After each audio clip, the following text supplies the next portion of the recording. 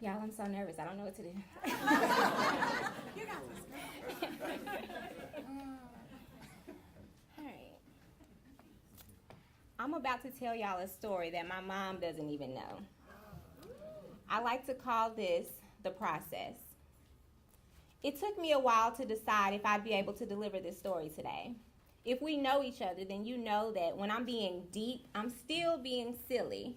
My stories are always a little sister girl, a little ratchet, a little Memphis. And I don't want anyone to be confused about the journey one goes through, the process one goes through to finally acknowledge that they were raped. When I was 14 years old, I was raped. When I was almost 16 years old, I got pregnant and then had an abortion. My mom thought that that young man who impregnated me was also the person I lost my virginity to. No, he was the second person I had sex with. Sorry, Mom. I wish that the young man who got me pregnant was also the one who took my virginity. At least I'd know his full name, his mom and him, his favorite foods, his passions, his dreams, and at least he wanted me. He didn't have job the first, but he was confident that he was going to help me raise a great baby. Praise God that I didn't have that child, because only God knows where that boy is now. Still, I wish it was him, but it wasn't. At 14, I was raped. And it took me 10 years to acknowledge my reality. And only then did I say, when I lost my virginity, it was basically rape. Y'all, what the fuck is basically rape? The process. See, we're taught these clear-cut, shameless pathways to rape. The dark alley rape, with a stranger who you don't know. He slams you to the ground, grips your wrist, and tears you apart on your insides. He leaves clear evidence that this is not something that you signed up for. That something was taken from you. That's rape. Or the helpless individual who suffers silently, with or without the knowledge of other adults who should protect them, from an uncle, a grandfather, or a family friend. They tell us their stories of years of turmoil under their own roof and at piano lessons, and our stomachs turn. We're gripped by sadness for them. That's rape. My experience wasn't like that. I never felt compelled to run to my mother and tell her what happened to me because I'd have to tell her what I did. The Danielle, why didn't you? That part of the story. That not quite so innocent part of the rape. At 14 years old, I made the decision to skip school half day with my close girlfriend. A group of teenage boys that I didn't know picked us up. Danielle, why didn't you stay at school? We arrived at one of their mom's house where they immediately started rolling up weed. It was my first time around marijuana, but I acted perfectly normal. Danielle, why didn't you leave? I connected with this guy, John. He was different. He was quiet. And he peeped out exactly how square I was immediately. We bonded. While others crowded around a table in the garage to smoke their weed, he taught me how to roll a blunt in the corner. He taught me how to take a shotgun. I was ratchet back then, y'all. And eventually, the newness of weed wore off. Been there, done that. And we left the rest of the group in the garage so that we could hang out in the living room and watch crappy TV talk shows. 15 minutes later, this sorry-ass guy walked in. We'll call him Ricky because that's his name, and we are not protecting rapists in this space. Hey, come here. He summoned me to a back room. I naively thought he was about to talk to me about John because clearly John was bae. We got to the room, a bedroom, and he said, take your clothes off. I laughed incredulously, but also nonchalantly because I didn't want to seem out of my element. He repeated himself and began unbuckling his belt, and I half whispered, I'm a virgin. I told him that for the same reason that people put those baby on board signs on the backs of their cars. You let someone know that there's something precious that you're trying to protect, and the hope is that they value it in the same way that you do. His response to, I'm a virgin, was, it's not gonna hurt. Boy, I'm not fucking you. That's what I believe I wanted to say. That's what I wish I said. But instead, I kind of laughed and said, no, I don't want to have sex. And so he took it.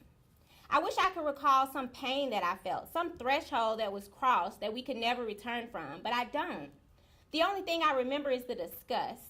The disgust of him yanking off my clothes, holding me down, and struggling to put a condom on with one hand. I promise y'all when I practiced this, I didn't cry.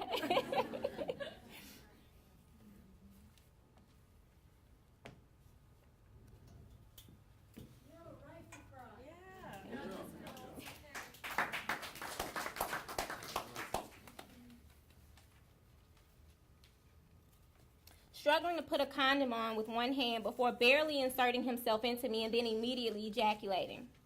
And the shame. The shame of knowing that John was not far away, and he'd most certainly know what happened.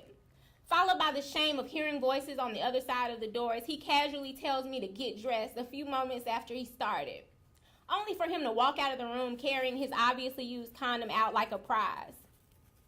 My friend who I skipped school with, I'll never forget that girl looking at me and asking, was it good? Before joining him and others outside in the garage, completely oblivious to my reality. I walked back and sat silently next to John. He waited, and then he said, "You okay?" And my eyes welled with tears, but I nodded in silence. And in that moment, I hated John because he knew that this wasn't right, but he did nothing. He said nothing. But this was just the beginning of a long process. This story isn't about John, so I'll spare you the details of how we became okay. But just know that he's the only person from that day who's ever apologized to me. I haven't talked to him in over 10 years now, but his apology was simple. I'm sorry that I didn't do anything. I wish I was older when it happened, because back then, I didn't know what to do. In my early 20s, I started grappling with the different ways certain aspects of my life had impacted me. My father is in prison for murder, parenting me with the mind of a hustler who was locked up at 22. My stepdad, a true gem, chose to steer clear from contributing to my womanhood, never discussing love or boys or self-respect. My mom, a teenage mom herself, she grew up while raising a daughter. And then Ricky. I had to own that Ricky didn't take my sexuality on my terms. Sure, I made questionable decisions, but I didn't make a single decision that gave him permission to rape me, not one. Sure, I could have screamed and fought and ran away, but I was afraid. I was out of my element and I didn't know how to handle it. And that's okay. I was 14 fucking years old. It was not my job to be an expert at responding to rape. Ricky raped me. It wasn't basically rape. It was just rape. There's no hierarchy to rape. The effects of rape come out in varied ways, some bad and some good. Once I came to terms with how my virginity story shaped my perspective on sex, I realized that my rape likely influenced something that is very real about my life. Y'all, I do not have bad sex. Okay. Maybe like I have sex with you once and it sucks, but I don't have bad sex with you again. No, baby, we're gonna work this out. My friends back in college and even now married, they describe bad sex like it's a rite of passage. I had one married homegirl say, he just bang, bang, bangs. How does he think that's pleasurable to me? And y'all been married for how long? No, ma'am. Y'all, my first time was my last time that I had sex that I didn't want with someone that I didn't like or in a position that I didn't desire. I might not have known how to use my voice and stand up for my own desires then, but I definitely do now. And I encourage every woman in this room to use your voice. Fuck them. Or if you want to, fuck them.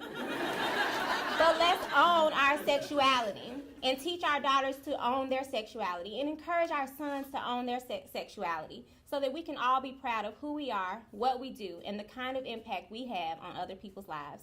Tonight has been an incredible part of my process. Thank you guys for sharing.